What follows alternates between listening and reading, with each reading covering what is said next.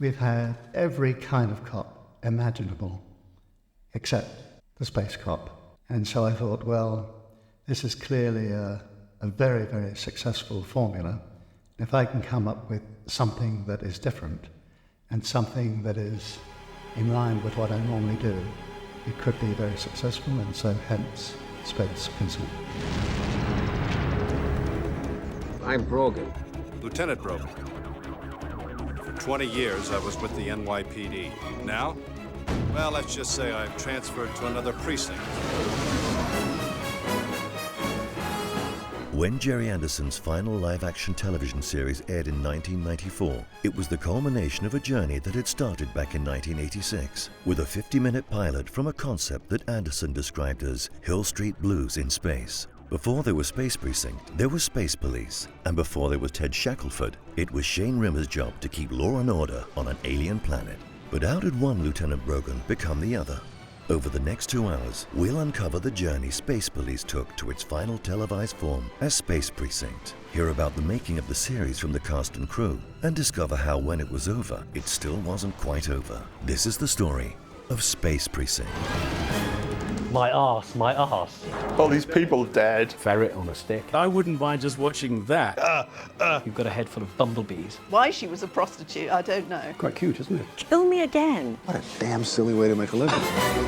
Space Police was really good fun. It was great because most of the Terrahawks crew had come back to do that. So from my point of view, it's basically business as usual, although we were trying to push the effects into a more Blade Runner-ish atmospheric style. And I think we actually got quite close to it, and certainly some of the opening shots when you see the cruiser patrolling the city, and you get like a POV looking out of the cruiser window that Shane's flying. We double exposed a lot of monitors in there to make it look really busy and very sort of high tech, as in the Blade Runner style. I carried over a lot of the techniques and tricks we used on Terrahawks, basically because we had a similar setup, but Blade Runner was certainly the model on that show.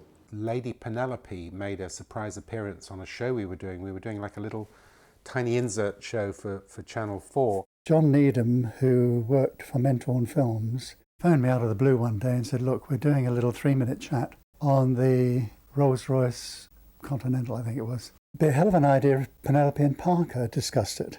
So I rounded up some puppeteers and we took the puppets along and we shot this, hilarious little 3-minuter. John met up with Gerry, and Gerry was asked, what are you doing next? And I said, well, it just so happens I've got something called Space Police. And we were a production company that had just made one big drama. We wanted to expand our drama department, and Gerry Anderson wanted to do some live-action drama, and it seemed like a marriage. I just wish to hell I knew how.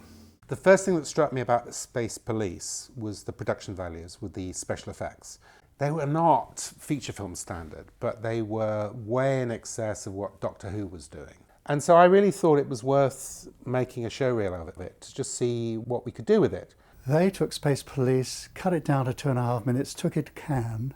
And then what happened was we met up with an American distributor, a guy who was just setting up a distribution company. He knew Gerry Anderson's work and said, this will be great. We will distribute this if we can raise the money. And so we set about trying to raise the funds. People ask me what I wanted to do next, and I'd say, well, I'd like to run around with a big gun and kill bad guys. Here I am.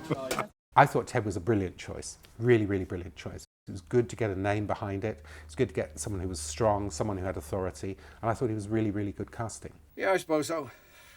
Well done, Brogan. Thank you, sir. Ted really was like the heart and soul of it, and he had a bit of dignity about him and played it very straight. Your move. Ted was always something very believable about him. So whenever he was there and doing his thing, you believed him, which made the otherworldliness of it and the madness of it more palatable. I knew Demeter was going to be different from New York, but I didn't think it'd be this different. My impressions of Ted Shackleford, who played Brogan, were of quite a serious, professional actor. Very friendly, but so precise in his acting. Well, it's not what you'd expect. It rarely is. Let's hear it. When you work with people who are very well known, it can be a bit nerve-wracking or a bit worrying, but he absolutely put you at your ease. There was nothing starry about him, really. He was a good guy. really good guy. Fantastic sense of humour. I think he was quite self-deprecating. I remember there was one particular scene where he was asked to cry, and he did. I think I or someone said to him, "Well done, Ted, that was a great scene." And he just said, "Oh, it's soap acting. It's just soap acting." That's what he would call it. Where the hell did you get that information? The thing about Ted was he treated everybody exactly the same. It didn't matter if you were a very well-known actor who'd come to do a guest lead or whether you were one of us actors who were playing aliens and covered up all day. He treated us all the same. I didn't want to produce aliens that had funny bumps on their heads and makeup stuck on their face. So we put people into complete masks, which covered the whole of the front back of their head. Gerry just loved technology. He loved any new gadget or gizmo or new technology, so he was fascinated. Gerry cast the actors, and then literally we cast their heads. All right there, Rob. Mm-hmm. If you've ever been to the dentist and they've taken a cast of your teeth, they cover your face with this minty sort of gel stuff. I think they put a straw up your nose as well, and then they cover it with plaster. Basically from that we did a mould. So then they have kind of like a death mask of your face. I think I've got it somewhere. We kind of sculpted the alien on top, then we cored that out, and then that's where all the animatronics and everything was sort of fitted into that, really. They were so nice about it, and I was so thrilled to be involved in the series, or have the chance to be involved in the series. I was happy to go along with that. So what does that make me? Don't answer that. Most of the characters, the main sort of characters, are sculpted by Gary Pollard. They didn't show me the actual pilot. They just said they would like a new take on the Tarns. I think they were basically happy with the Creons. They just offered me carte blanche to do whatever I felt. I did a concept sculpt with a new sort of blue skin, pointy-eared sort of configuration. Gerry saw that in his office, and he said he wasn't qualified to comment on it. He said it was such a strong piece of work. Well, thank you, sir. That's very kind of you. Yes, it is. One example of Gerry's willingness to take chances on unknowns was his choice of composer for not only Space Precinct, but also all his subsequent productions. 25-year-old Crispin Merrill. I just finished a nice project, and I thought some of those tracks would actually work for this up-and-coming show for Gerry.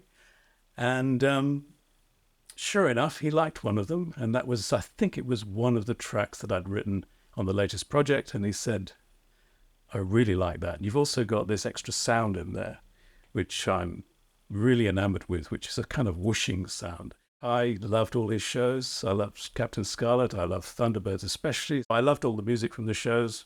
I loved Barry Gray's music. So I knew a lot about Gerry Anderson's productions, although I hadn't met Gerry and I didn't know much about him personally.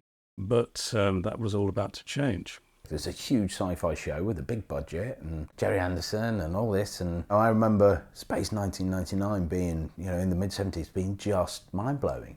I mean, it was before Star Wars. I was expecting something groundbreaking and new and edgier and that kind of thing. So we really were on a high until we saw the first episode.